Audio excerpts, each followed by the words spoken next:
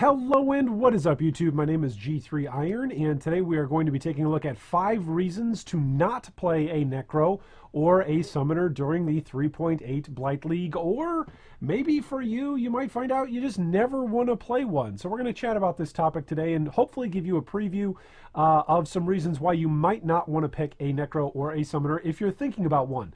Now, of course, those of you that are new to the channel, you can like, subscribe, and ding the bell for more videos just like this one. If at any point in time you'd like to revisit any of our discussion points that we bring up today, there are some timestamps placed directly above my slightly necromantic balding forehead, and those are of course hot linked for you down below in the video description.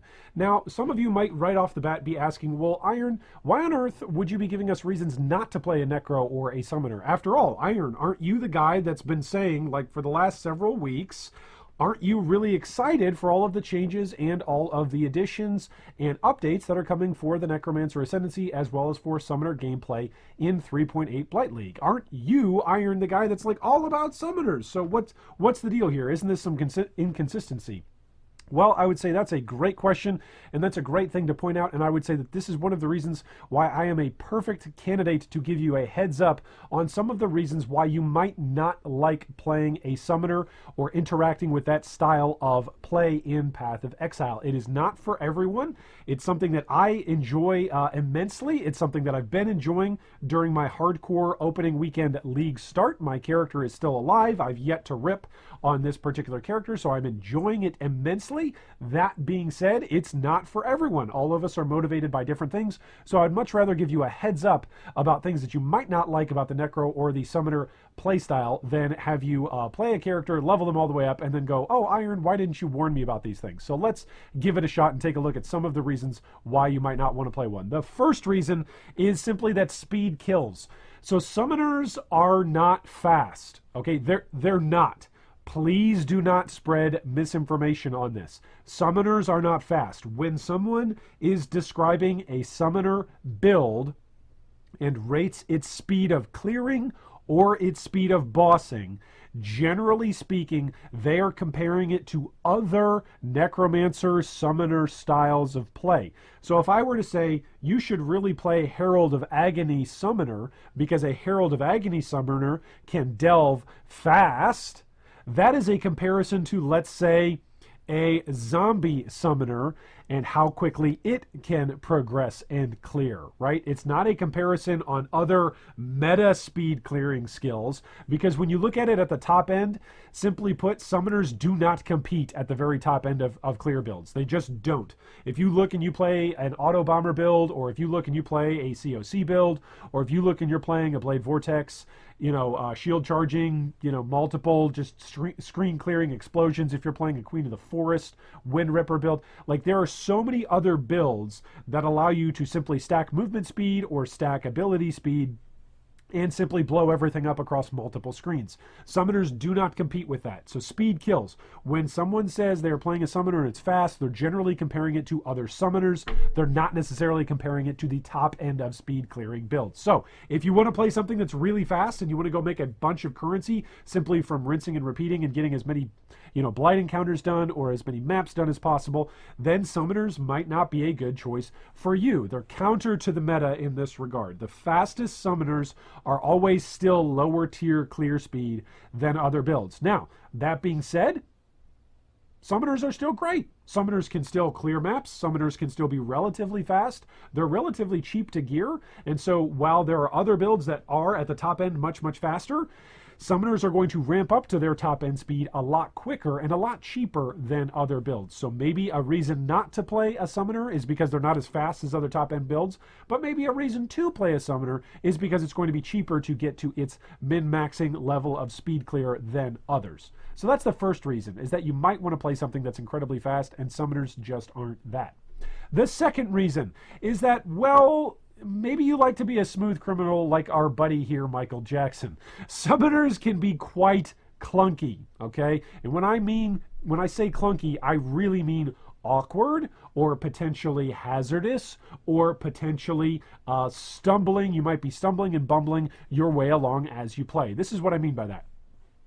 Oftentimes, specters are incredibly clunky, right? In order to go and acquire the specters that you need to learn where those specters are encountered, whether that's the tile set in a map or whether that's in an encounter throughout the 10-act story campaign.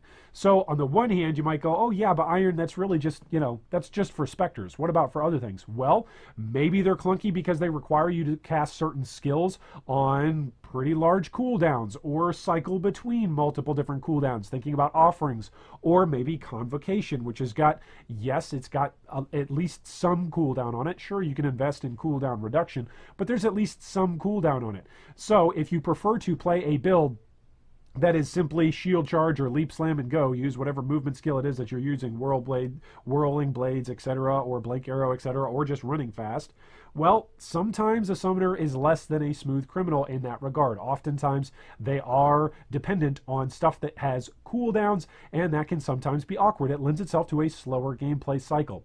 Sometimes you just want to log into PoE and go, right? Sometimes you get home from work, or maybe it's before work, or maybe it's the weekend, and you woke up and you're just super excited. You've had a bit to eat, and you are now ready for your gameplay, right? You're just ready to sink in the rest of your day into a nice session of Path of Exile. And so sure enough, you boot up Path of Exile, and if you're playing a summoner, you go, oh, wait a minute. Okay, so I want all my zombies summoned, and then I need to go to, which zone was it that I wanted these particular specters? Oh yeah, and what items did I want on my Animate Guardian? Oh yeah, and do I really want to use SRS during this particular play session, or do I want to use the Herald of Agony Crawler? And if I'm using the Herald of Agony Crawler, how is it that I'm going to stack enough virulent stacks to keep it up? Right? There's all of these different variables that go into your gameplay when you are building and playing your summoner. So maybe for you want to be a smooth criminal and simply log in and start going into maps or start your progression throughout the 10-act story campaign. Maybe you don't want to travel to various side areas to get specters. Maybe you don't want to re-equip an animated guardian. Sometimes you really do just want to log in and go, rather than log in and prepare, think about it, prepare some more, compare some notes, look at POB, compare what other people have said about other particular gem setups, think if you've got everything ready, and then finally go, right? So summoners aren't exactly the smoothest of criminals. Third reason is that you don't want to get your doctorate, your MD, and your PhD of PoE. So needless to say, or well, I guess it is needful to say, summoners have got a lot of moving parts, right? There's a lot of options. This is the counter argument to point 2 and to point 3, that summoners have got a wide variety of options to choose from, and that's one of the things that makes them appealing to play, is because you've got such a wide variety of moving parts and moving mechanics that you can simply cobble together whatever sort of summoner you'd like to play. And that is true, but sometimes that's a downside. Sometimes playing summoners will require you to research and compare various setups, various combinations of supports and actives with optimal gameplay preference in mind, whether that's for clearing or whether that's for bossing, whether that's for carrying other friends, or whether that's for maybe playing support yourself. And because there is such a wide variety of summon gems available, this can be overwhelming. Like oftentimes when you're making a build in Path of Exile, or you're putting together different gems and different setups, all you've got to do is figure out, okay, what's the best possible gear for this particular build? What is the best possible active gem? And then what are the best possible support gems for that active gem, right? Well, when you play a summoner, you add on this additional layer, right? It's almost like another dimension that you've got to think about, right? You add on this other dimension that is summons, the thing that you're using for your clearing skills, right? So you have to take them into consideration as you are already thinking about your gear, already thinking about your active gems, already thinking about your support gems, and then figuring, okay, which of these summons do I want to use? Do I want to use zombies in conjunction with raging spirits? Do I want to use specters? Do I want to use skeletons? How do I want to incorporate golems into this? Do I really want to stack up the golems and just say good riddance of anybody else? Do I want to use auras or maybe even potentially heralds that summon things? How exactly am I going to make all of these various moving pieces come together? And sometimes it's going to take a lot of research, and if you don't know where to look for this information quickly, you end up accidentally aging a decade or two before you actually find an answer to your question. And let's face it, there is a lot of misinformation out there because we don't have hard numbers on all of the monsters that are available inside Path of Exile. A lot of the time, we're simply guessing. And so it really is a feel thing. It really is, oh, I went and I tried this boss with this particular setup and it felt better, or conversely worse than this other minion summoner setup that I tried killing the same boss. So it really can take some research and digging into. Again, the counter argument to this is you like that sort of gameplay, you like that sort of depth that you can sink that sort of time into and that sort of research into. But the counter to it is that maybe you just don't have that much time, or maybe it is that you don't want to sink that much time into researching and answering a question for yourself. Maybe you simply want to be able to follow a guide and play along in Path of Exile without having to ending up going to another 4-year school just to play a particular build that you picked. The fourth reason why you might not want to play a summoner in Path of Exile is decision overload. So saying you want to play a summoner is a bit like saying you want to play an attack-based character, right? Those of us who are veterans, we've all tried to teach the game to our friends, and somebody's first question that they'll ask you is, hey, what sort of characters are available in Path of Exile? And so undoubtedly, you've been down the road of having a discussion with someone where you say, well, there's attack-based characters and there's spell-based characters. These are these two sorts of active damaging skill types in the game, and then there are some differences, right? In attack-based settings, maybe you're doing the attacking, maybe your minions are doing the attacking, maybe your totems are doing the attacking, and of course with spells it's the same thing. Maybe you're casting the spell, maybe your totems are casting the spell, maybe other friends are casting the spells and you're supporting them, but there's generally some archetypes that come out of it, right? Well, when you play a summoner, it is broad and comes with all sorts of subclass or mini archetypes, right? So you may see one particular style of summoners either on a stream or on a particular video or on a particular build guide forum, and you might go, well, that particular playstyle isn't for me, right? But the reality is that particular playstyle is just one of maybe dozens of mini archetypes that are out there for summoners. I mean, just off the top of my head, and I'm sure some of you can fill in even more blanks here. You've got Golemancers, you've got Zombiemancers, you've got Skelemancers, you've got Spectremancers, you've got some sort of mix of Animate Guardian or Animate Weapon even. You've got Dancing Duo users, you've got Strength stacking zombie users, you've got Defensive setup zombie users, you've got Feeding Frenzy oriented zombie users, and the list goes on and on. There's even more out there than that. Maybe you've got Herald of Purity that you want to stack. Maybe there's another Herald that you'd like to use, like Herald of Agony, which only focuses really on one minion, but that one minion does a ton of damage, right? There's a bunch of various archetypes that you want to be. Maybe you want to be a sword and board sort of get in the middle warrior summoner that actually deals damage and your minions deal damage as well, and you augment one another. Maybe some of them are for you, maybe none of them are for you, but chances are there are enough different summoner archetypes out there that you won't have time to try them all out, even in a single league. So if the first one ends up being less than thrilling for you, you may reject the entire idea of playing a summoner as lame, simply because the number of decisions that are out there for available builds that are viable is very high. Now, again, the counter argument to this, at least one of them, is, isn't this good for game balance that there's a lot of decisions out there? I would say yes. Again, I'm somebody that is admittedly someone who loves to play summoners, and I'm looking at it like this is the best time to play summoner possible because we have so many different options that are viable and so many different things to test out. But if you're the sort of person that goes to the grocery store and you walk down an aisle and you see all the options and you go, my goodness, what do I pick to eat today? That's probably not the sort of person that is going to enjoy the decision overload that accompanies the summoner archetype in Path of Exile. The fifth reason why you might not want to play a summoner in Path of Exile is because it's essentially PvE versus PvE, right? So sometimes you just want to stop whatever it is that you're doing and saying, fine, I will do it myself. Well, Minion AI memes are pretty common in Path of Exile, and there's a lot of good reasons for it among summoner players, whether it's because of the derpy movement of summoners or of minions, and if you've watched any kind of streams or any kind of build guides, of a summoner gameplay. Sometimes you'll notice, hey, why is that zombie like wandering off the screen? Or why does that skeleton just not even care about that boss that's attacking you? Or why is it that your golem is casting that spell on one enemy over here when there's a whole rare pack that it should be hitting, right? Derpy movement, silly targeting, ridiculous decisions about spells that get used, right? Some Minion AI is about as intelligent as a rock in Path of Exile. That's just the reality of it.